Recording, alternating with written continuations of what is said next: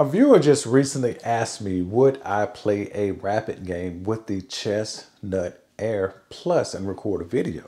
And I thought, you know what, that's a great idea. I never had really posted any videos of me playing with this board just yet. But when I came upstairs, where I have this board set up at, I remember that I did have this position here set on the board. So I rearranged my desk here a little bit so I can get a good capture of it. And I want to just go through this position and really show people a use case of mainly how I use this board other than playing online. My next video will be a rapid game with this board. So this position you see before you is white to play and move. Of course, white is going to lose his queen, and white is then going to have a rook and a bishop versus my queen. But I'm playing this from the perspective of black, and black is totally winning this position, but you still got to earn that win. So knowing how to play a queen versus a rook and a minor piece is very detrimental, because you may find yourself having to sacrifice your own queen for a rook and a minor piece. And you may want to understand how to best approach this situation. I got this position from this book right here. This is one of my top 5 favorite chess books of all time. And I'll talk about this book a little bit after I finish the study here, if I don't forget. And anyway, let me go ahead and set this up and get it playing with Nimzowitsch in Chess Dojo. All right. So I'm going to go to new game.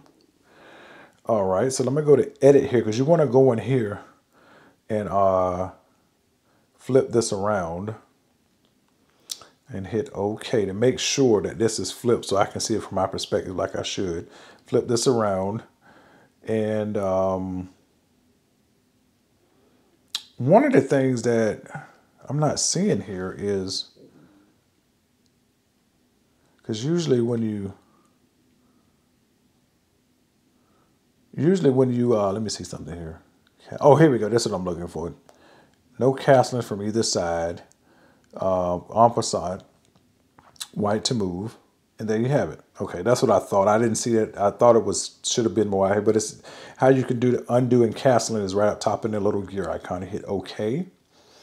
We're gonna set Nimzowitsch to 2200, because sometimes it's not good to play against like a full strength stockfish, because they're gonna play, even though if it's a losing position, they're gonna play the game probably perfectly under those conditions and still play the and also find resources that, quite frankly, even the strongest human players may not be able to find to maybe secure a draw if you're not really paying attention. Because again, this position right here, if you put this position into stockfish, this position here is about -7, or a little bit above -7 in favor of black. All right, so we're going to play as black. Hit OK. So now let white move. So one of the first tenets of this position right here is first of all, that you can see when, you know, there is always tactics in positions like this. So don't just feel like, you know, you can just up and you know, just win just because you have a queen. So I'm gonna go ahead. My idea in this position right here is that I could go ahead and take the queen. But in my case, because I know that the bishop and rook really would have a hard time with checkmating my king in some cases, but you still need to be careful, is I want to go ahead and start my pawn storm on the king side, because I'm not afraid to push my pawns in front of my king now and push those two down the board. Because at the worst case, as long as I don't slip my queen, I'm going to win this game, or the worst case, I'm going to draw it again, unless if I blunder. And the book move is h5. If you look up stockfish, it says h5. h5 to me is a really good move, because the first two come to my mind is h5 or g5. So that would be the first thing that would come to me. Now, if you push h5, I've already seen this hidden resource, and I'm gonna push it just to show you this hidden resource. I hope this Nimzowitsch plays, and then you'll be like, oh man, I see why h5 is a bit tricky. It's not losing at all. So preferably, you'd really want to push g5 here. But again, it doesn't really make a difference. So I'm gonna push h5. I hope he does this certain move, and then that way we can learn a serious trick here together. Let's see what he does.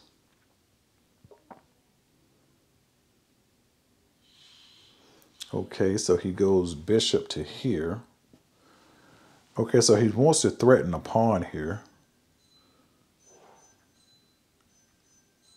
So what I'm gonna do is I'm gonna go ahead and push this pawn here up to black, because there's no rush in taking this queen just yet. I don't have to take it. Because I can take it anytime I feel like it.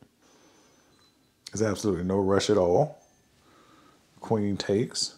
Now, this here, in my view, is a bad move because that gave me 2 passed pawns.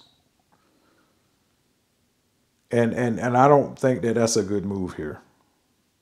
So he pulls his bishop here. He does have a nice blockade here. And so now, what's the... I kind of see his point. Like, I can't really easily get a check necessarily just yet. But... And I also got to... If he get his rook down here, I might have to defend this pawn on... what would that be? A6? A7? I'm going to proceed with pushing... Let's go ahead and proceed with pushing here.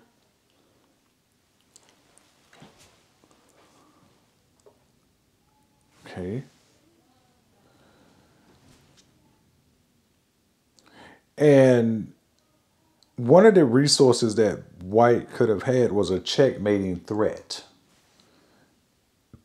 But again, it still would not have made him winning. But you can go back to where I said I hope you do something. If you put that same position into a full-strength stockfish, I'm almost for certain you will find that hidden resource. So now, I really got to be careful here.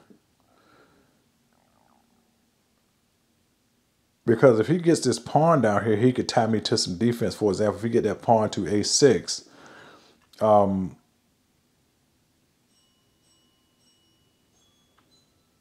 I feel like if I go here, isn't this a double threat? Am I missing something here? If I go here, because I mean, if I wipe that pawn off the board, I feel a lot better. Because if he come down and check me, I was about to say, if he came down and checked me, that would really only help my case. So I'm gonna go ahead and take this pawn. And this is sort of human-like because again, a human would probably drop a pawn in this position. Okay. So we're just going to go ahead and we're going to roll here. So this should be almost a straightforward effect as soon as, because now I want to march my king towards the center of the board. Okay, he takes a pawn. That's totally okay. He's going to win 2 pawns. He's actually going to get 2 passed pawns here. But my king would be in such a good position. I'm going to win. I was about to say, because if he goes here, then I step up and he take my pawn here, my king's going to be in such a good position, I 100% will win a piece. So, let's see here. I think I'm going to go ahead and push this. No, if I push that, that'll be a mistake. No. Well, I could push this one. Yeah, let's push this one here. Because I don't got to move my king just yet. My queen is on black. I do have 2 pawns on white. I'm not so worried about those pieces. He steps his king up. So now,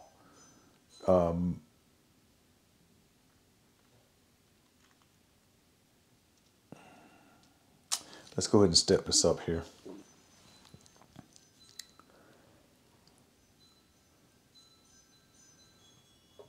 He steps his king in.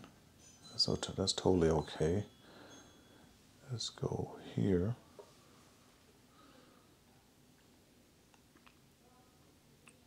Yeah, that pawn is destined to queen. I don't really think as much he could do about that. Let me open this back up here. Let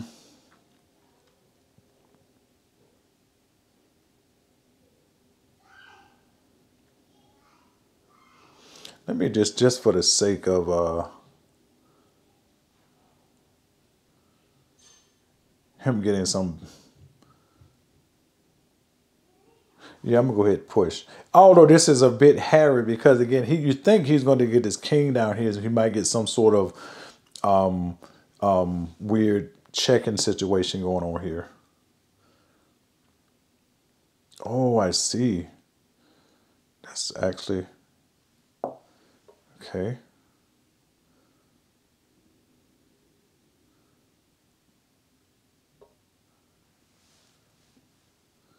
Okay, let's go. Well, I thought he was going to go behind the pawn, but either way, I mean, it's just a matter of technique here. Because if he goes behind the pawn this way, I'm just going to push my other pawn, yeah. But if I push that pawn, then he could take, yeah, see, okay, here is something I would not want to go into as white. If I push this pawn right here, this pawn to here, think I'm pushing, he could sacrifice his bishop. Then when he takes, like, I don't know if that's a good idea. Because he may could end up getting both of my pawns for some kind of way sacrificing. No, he can't actually. Yeah, let's do this then. Because he can't, can he take that? No, he can't take, no, he can't take my pawn.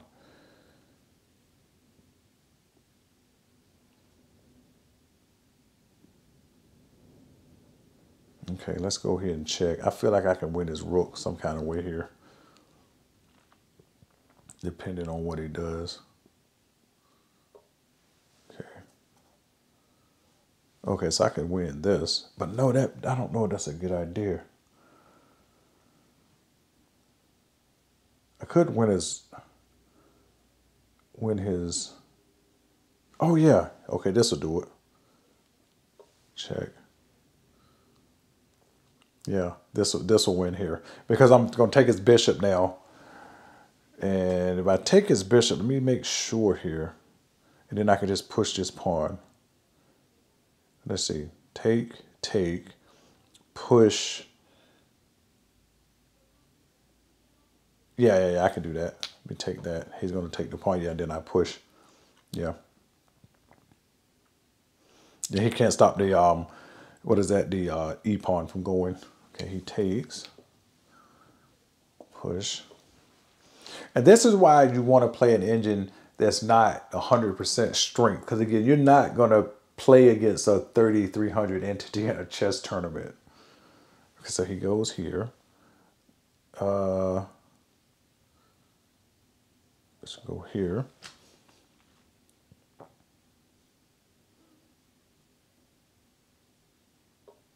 Okay.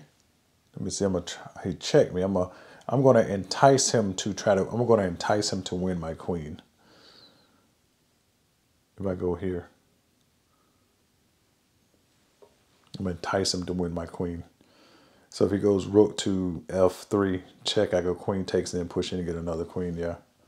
Okay, so I take this.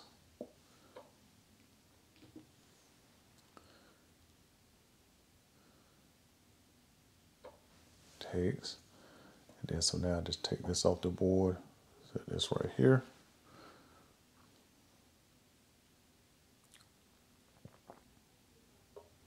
He pushes, and the rest is just pretty. It's just I'll just go to checkmate just because maybe somebody wants to see the checkmate. I do like going to the checkmate though. It does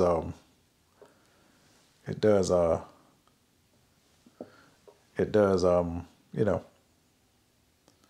this is just gonna be a simple ladder mate here. Because he can't stop me from doing this here.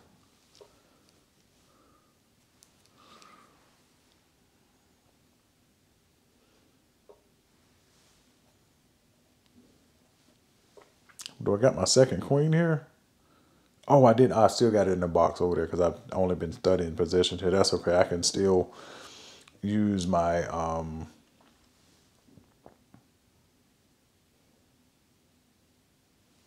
let's go here.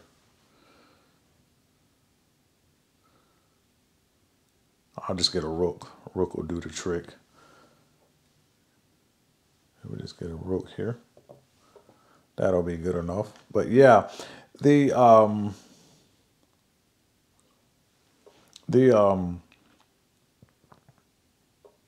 see here. Yeah, learning how to play against a computer is, again, a very good way to step your game up.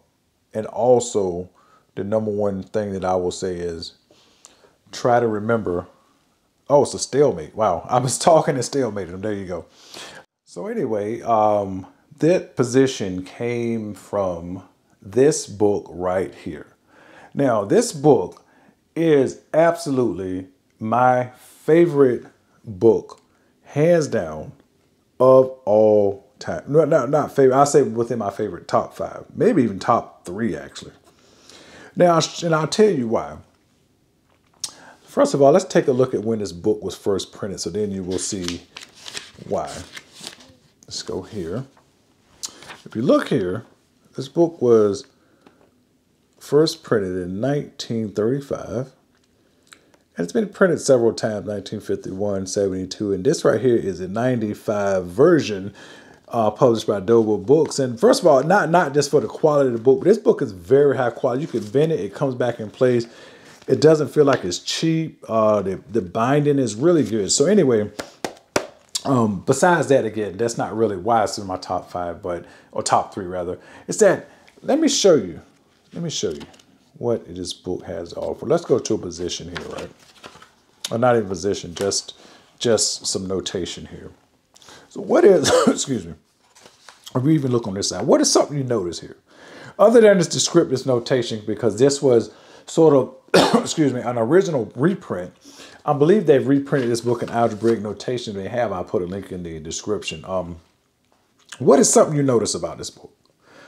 Well, the one thing I like about this book is that this book came out when computers did not exist.